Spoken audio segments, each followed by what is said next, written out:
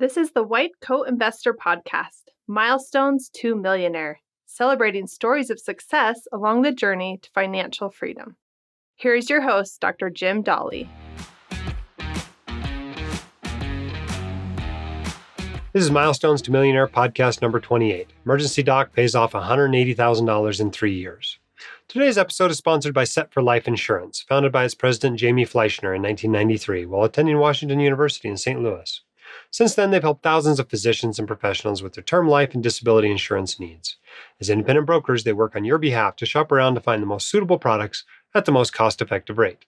Their significant expertise and down-to-earth style help you move through the process smoothly without any pressure. Because of their volume and exceptional reputation and the relationships they've developed over the years, they have access to special services not available elsewhere in the industry, including special discounts, priority underwriting handling on some occasions, and exceptions in the underwriting process. So if you need term life or disability insurance, visit setforlifeinsurance.com today. It will help you get set for life. All right, we have a fellow emergency physician named John we're bringing on the podcast today. Let's get him on. All right, our guest on the White Coat Investor Podcast is Dr. John Zachary, an emergency physician in San Diego. Welcome to the White Coat Investor. Thank you so much. Thanks for having me. Thanks for having me here. Thank you. We're glad to have you on the podcast to congratulate you on your success, number one, and number two, to share it with other people. So how much debt did you pay off? So I paid off approximately $180,000 in just about 3 years' time. And what was your range of income over that time period? I initially started paying it off right after when I got out of residency. So my income was roughly around $375,000. Okay. So this is a pretty significant commitment of income to pay that off in just 3 years. How'd you do it? So I guess the biggest thing is because it was only $180,000, which I shouldn't say only, that still is a decent amount. Personally, I just am not a fan of bad debt. I just not a fan of it. And I just wanted to crush it and just get out of the way as soon as possible, just so I can kind of move on to other financial opportunities down the road. So my wife and I, and it's my wife and my 2 kids and I, and we just kind of continued to kind of live like a resident, kind of how it goes. We just continue to do the same thing that we're doing without any big purchases, without any big changes. We kind of stayed on autopilot and kind of lived the lifestyle that we're accustomed to getting out of residency. It's actually kind of made it kind of easy because when you're in residency, you're already used to that kind of style of living. So it really wasn't a big adjustment.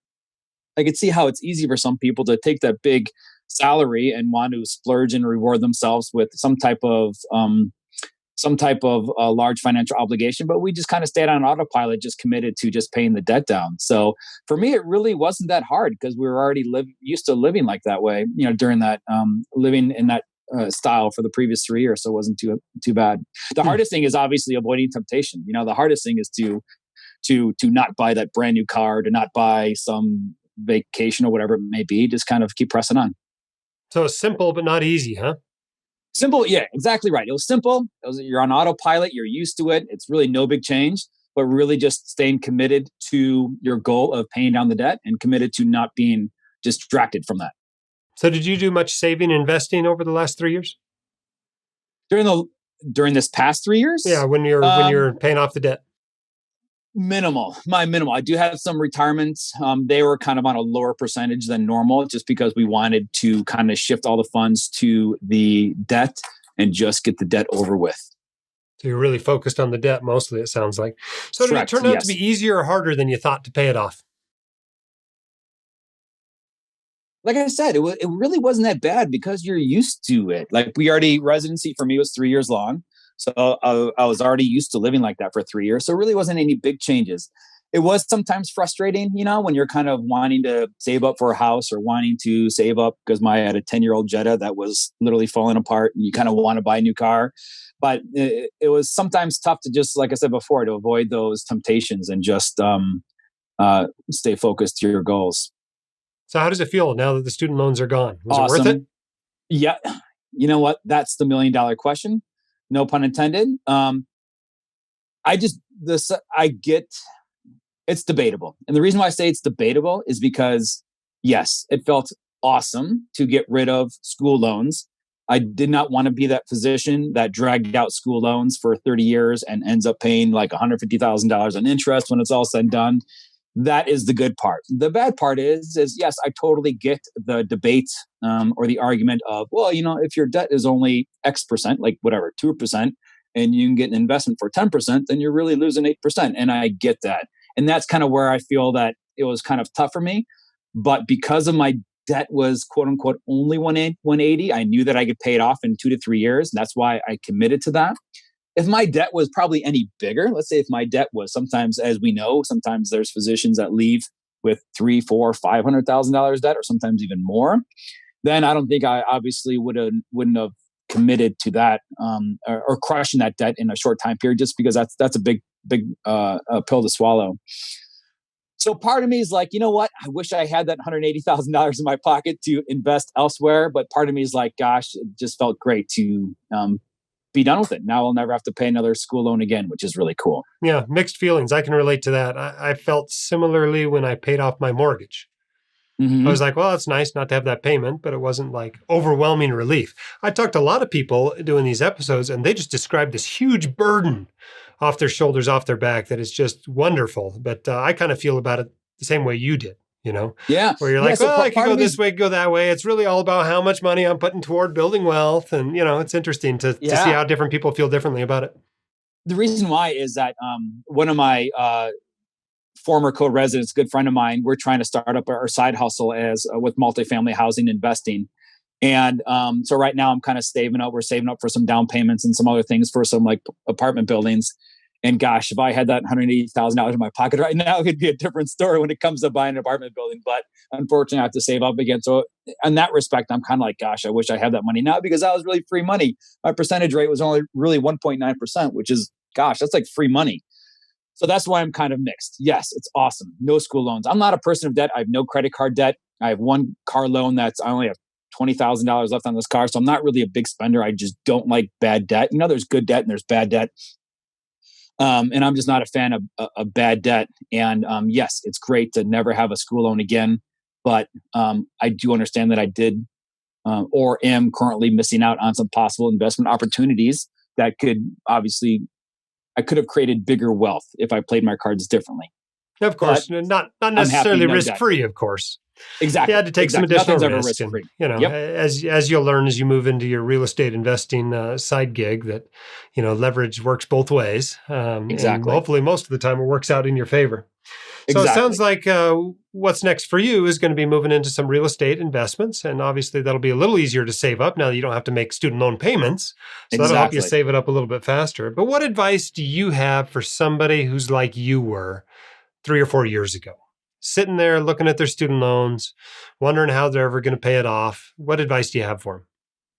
I guess the biggest advice is to have a plan and to stick to it. When I say that is, not everybody can afford to do what I did or maybe what other people do and just hammer off the debt. Some people's loans are possibly too big to where, I don't think if I had, like I said before, if I had $500,000 of debt, I don't think I would be able to live like a resident for 5 years and just hammer down debt. It might have been different. And some people have bigger families. Some people have smaller families. So I can't say to everybody as a blanket statement hey, hammer down and buckle up and just pay off your debt, because that's not the right answer for everybody. And that might have not have been the answer to myself or the best answer for myself either.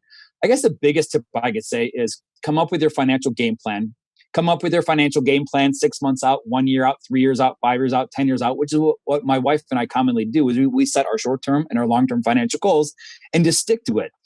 The hardest thing for me was avoiding the distractions, avoiding buying the new car because I have all this money, or avoiding the big vacation or the splurge. And the hardest thing is to stick to your plan and not be tempted or pulled away from your plan. So my biggest advice is come up with what your plan is, depending on how much debt you have, whether if you want to pay it off short term, if you want to pay it off long term. And the best thing you can do is stick to your plan as best as possible, because it's hard to have one goal for everybody because everybody's in different situations. Yeah, for sure. Sticking to the plan's the hard part. Coming up with the plan's hard, but sticking with it's even harder, especially when it's a multi-year plan. Yes, that's when it's a long-term plan. That's when it's sometimes out of sight, out of mind. I've been paying this debt off for 2 years. I can afford a car payment right now, and sometimes you got to correct yourself and get back to your plan, and try to not waver from your original financial goals, because that's kind of when you sometimes lose sight. And that's sometimes when the plan goes out the window. When your plan goes out the window, what was the point of making a plan to begin with? If it all just goes out the window. So that's the hardest Exactly. part, is sticking to your plan, whatever your plan is. Awesome. Well, thank you for being willing to share your story and for coming on the White Coat Investor. Thanks for what you do, and congratulations on your success. Awesome. Hey, thanks so much. Take care. Bye-bye. All right. Lots of things to learn from that interview. First of all, 3 years. It's great to see people getting those student loans out of their life in just a few years. And I think that's totally doable, especially with the sort of ratios that John had, right? $180,000. He's making as much in that time period as $375,000, which is about the average for an emergency physician these days. And so it's great. Average loans, average income. And guess what? You can pay them off pretty quickly. There's really no excuse to drag them out for 18 years when John paid them off in 3 years. Okay. Now, obviously, some people have a little bit lower income. Some people have a little bit more in student loans. That's obviously going to take a little bit longer. But for the average doc out there, this is still a very doable thing to do this pretty quickly. I appreciated John's honesty about that maybe he wasn't 100% sure that he did the right thing, right? He looked at what he could have made in the markets over the last 3 years and thought, well, maybe I could have done better carrying those loans for a while and investing. The problem is he's looking through the retrospectoscope, right? You always know afterward what the right thing to do is, but in advance, when you actually have to make the decision, you don't necessarily know how it's going to turn out. But the good news is both investing and paying down student loans both boost your net worth. So they're both good things to do. It's not necessarily an either or decision. If you're not sure what to do, you can always just split the difference. But the key is to focus on how much money is going toward building wealth, what your total wealth building ratio is, your savings rate, if you will. And that's really where you focus rather than on exactly where it goes. Certainly, once you have student loans paid off, or once you have a mortgage paid off, or once you have a $20,000 car loan paid off, you have more money each month to invest with. And I remember as a new doc, there were so many uses for money. I had so many great uses. I needed a bigger emergency fund. I needed a home down payment. It was time to replace a car. We wanted to get a second cell phone. That tells you how old we were at the time, right? We needed a second flip phone. And, we had all these great things to do, maxing out retirement accounts. And, some people want to do Roth conversions right when they come out of residency. But money's really limited. But as the years go on and you start knocking things out, right? You save up that emergency fund. You pay off that car loan, or you pay off your credit cards. You pay off your student loans. Eventually, you pay off your mortgage. And all of a sudden, your financial life becomes very simple. And you're either spending it, you're giving it, or you're investing it so that you can spend or give more later. And it becomes very, very simple. So know that those days where you're wondering which thing to do will go away eventually if you're putting enough money toward your financial goals. Hope that's helpful to you. Today's episode was sponsored by Set for Life Insurance, founded by its president, Jamie Fleischner, in 1993 while attending Washington U in St. Louis. Since then, they've helped thousands of physicians and professionals with their term life and disability insurance needs. As independent brokers, they work on your behalf to shop around to find the most suitable products at the most cost-effective rate. Their significant expertise and down-to-earth style help you move through the process smoothly without any pressure. Because of their volume and exceptional reputation and the relationships they've developed over the years, they have access to special services not available elsewhere in the industry, including special discounts, priority underwriting handling on some occasions, and exceptions in the underwriting process. So if you need term life or disability insurance, visit setforlifeinsurance.com today. It will help you get set for life. If you'd like to come on the podcast, if you have reached a financial milestone of any kind, please apply. whitecoatinvestor.com/milestones. We'll bring you on the podcast and use your story to inspire your colleagues. Somebody out there is in the situation you were in a few years ago, wondering if they will ever get to where you are today. Let's inspire them. Till then, keep your head up, shoulders back. You've got this, and we can help. We'll see you next time on the Milestones to Millionaire podcast.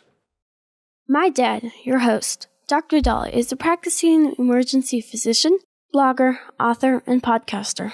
He is not a licensed accountant, attorney, or financial advisor, so this podcast is for your entertainment and information only and should not be considered official, personalized financial advice.